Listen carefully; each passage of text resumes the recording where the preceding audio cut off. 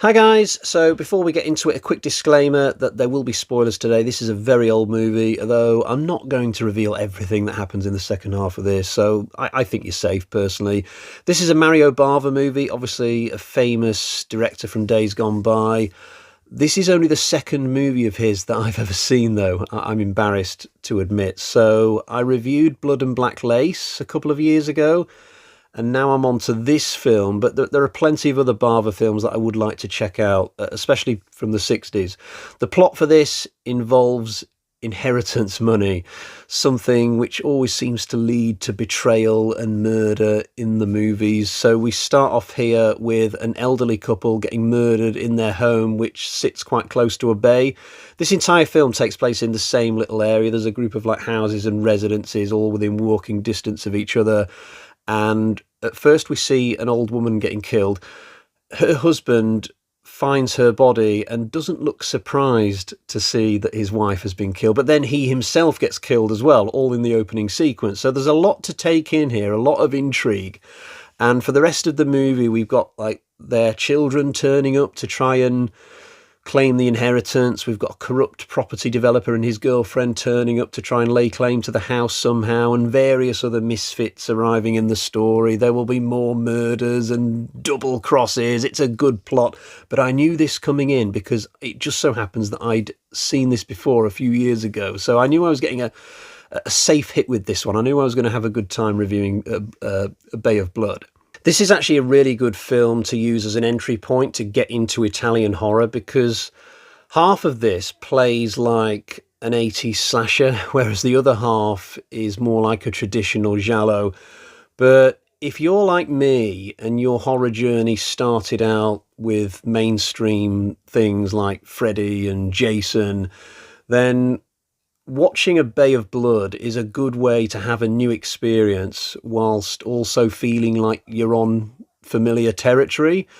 Something else to note is that there's a kill in this film which is exactly like one of the kills from Friday the 13th Part 2. I refer to the scene where there's a couple in bed and Jason rams the spear through them while they're having sex. Well, that kill was done in A Bay of Blood first, except it's much better in A Bay of Blood. So it's not hard to imagine that there are probably gorehounds out there who love themselves a bit of Jason, who hear about what's in A Bay of Blood, and then they check this film out, and that opens their minds to a whole new exciting realm of directors like Argento and Bava, and that's absolutely terrific. And when I look back on my own horror journey and how it panned out, I might have come through the Friday the 13th route to get to this film from memory. I think Suspiria was my first ever Italian horror film, and then I didn't watch any other Argento for a while for whatever reason, and then I came to A Bay of Blood second through Friday the 13th. I think that's how it happened for me, and I could imagine it being the same for other people as well.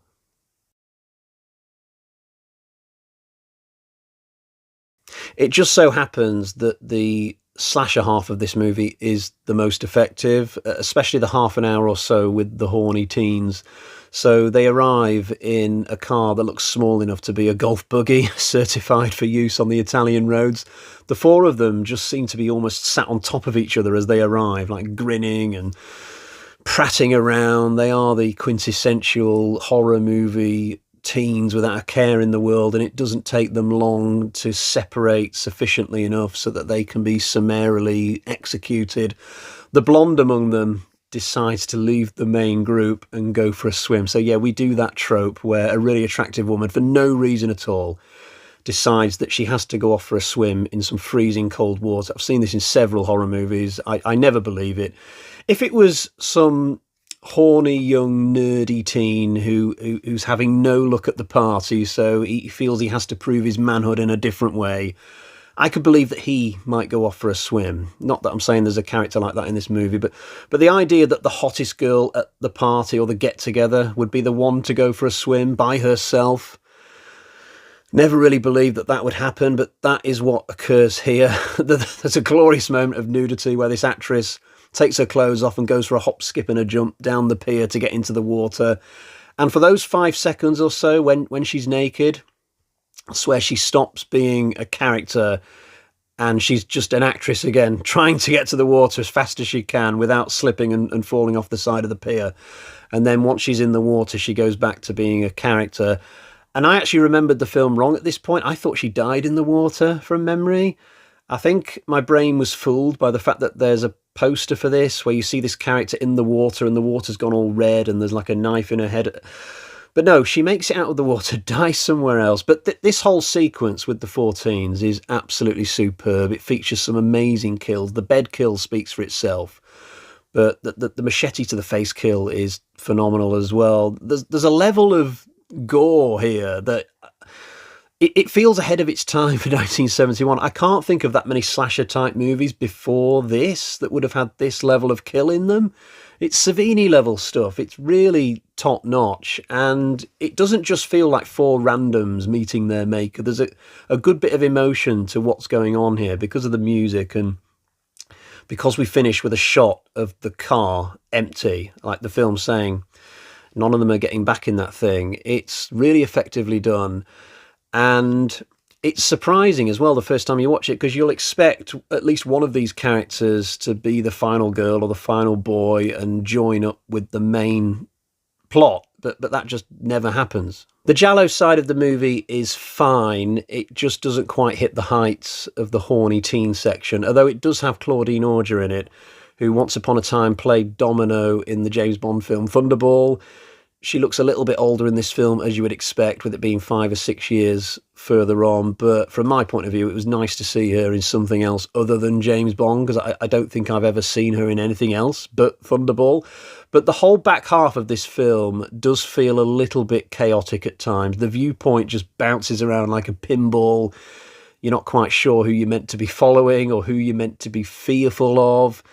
You'll see somebody kill someone in one scene, usually in a moment that's meant to be of great surprise, I guess. But then in the next scene, you might see somebody take out the killer, and then the whole thing's changed around again, and you don't know where you are with it. And my advice would just be to enjoy all this chaos, this beautiful chaos, with your brain switched on, and only worry about figuring out the plot once it's all over, because if you start to try and keep up with who's double crossing who, I think you're just going to give yourself a headache, in all honesty.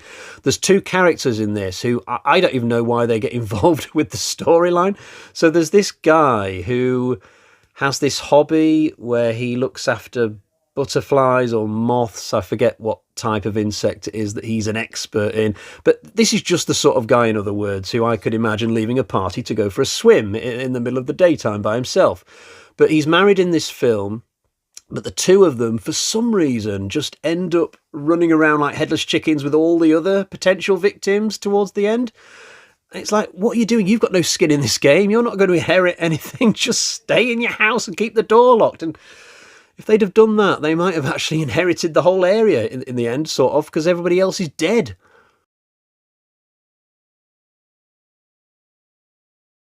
As I hinted earlier, the music is a big feature of this. I said to a friend of mine a few days ago that I was going to review A Bay of Blood, and literally his first reaction was, great soundtrack. And I thought to myself, really? That's your takeaway from that film? But he was right, because with this viewing, I really noticed the music a lot more. I must have had an unattended to build-up of earwax going on the first time I watched this. No, probably not.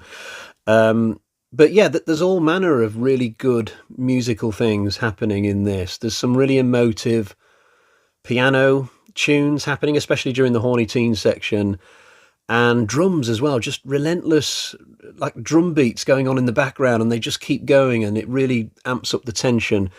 Locations for this film as well, absolutely fab. Now, as far as I understand it, the bay that you see in the movie with the 3 or 4 houses, it doesn't actually exist in the way shown. I think they had to use some suave production management to sort of stitch together shots from here and there and just patch it all together. So I doubt you can do a walking tour for A Bay of Blood, but I like the fact that at least one of the residences is abandoned.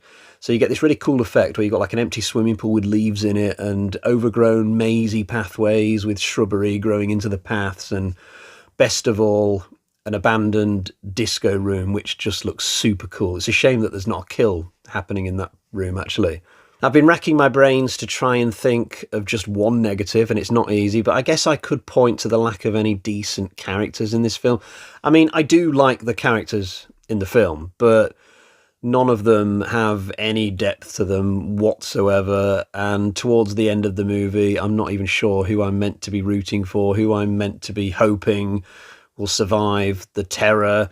I mean, it's not a problem. This film is what it is. It's got its own unique personality and structure. I don't need every film to have a Laurie Strode. But if I had to name one thing, I guess it would be that. But overall, I thoroughly enjoyed this. It does have some alternative titles, now that I think about it. Twitch of the Death Nerve, I believe. And another one is Bloodbath, but I think A Bay of Blood is absolutely the best title. If they had used Twitch of the Death Nerve, that would have been typical Italian cinema, wouldn't it?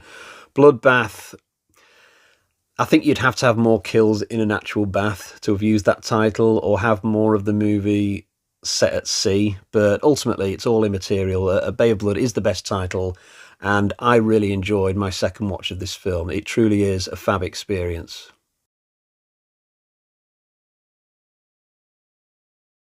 So normally at this point of the video, I might be inclined to show you a copy of the movie I've just reviewed, but I don't have A Bay of Blood on Blu-ray. But at some point in the future, I would like to buy this and add it to my collection because it is a damn good film. I've not been buying that many Blu-rays recently, not as much as I did in previous years anyway. Just a little cost-saving measure, I suppose. I mean, don't get me wrong, I earn like tens of thousands a month from YouTube. But I prefer to spend that money on clothes and jewellery, usually, rather than films. If you do want to watch this film, by the way, it is available on Shudder and Amazon Prime. That's slightly unusual. Usually it's like one or the other, if you even get lucky at all. But this film is available on both. But try and avoid the Shudder version, because it's like the really scratchy version that is probably the same print they were using like back in the day. But Amazon have got a much more cleaned up remastered version, which I imagine is probably the same one that you'll find on the Blu-ray. So if you just happen to have a subscription to both of those things, then choose the Amazon one. Right, that's it for today. Shall we have a quick reading update before I go?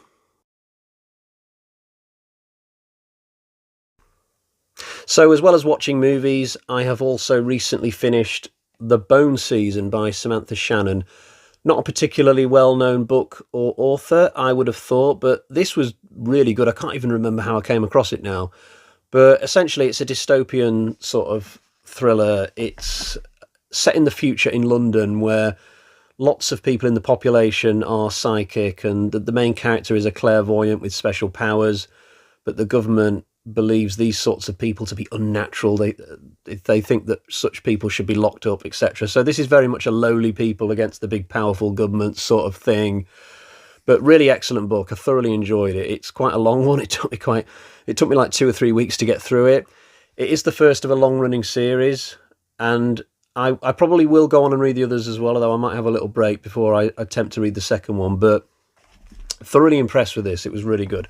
Right, that's the end of today's video. Thank you for joining me on my review of A Bay of Blood, and I'll catch you all again next time. Bye-bye.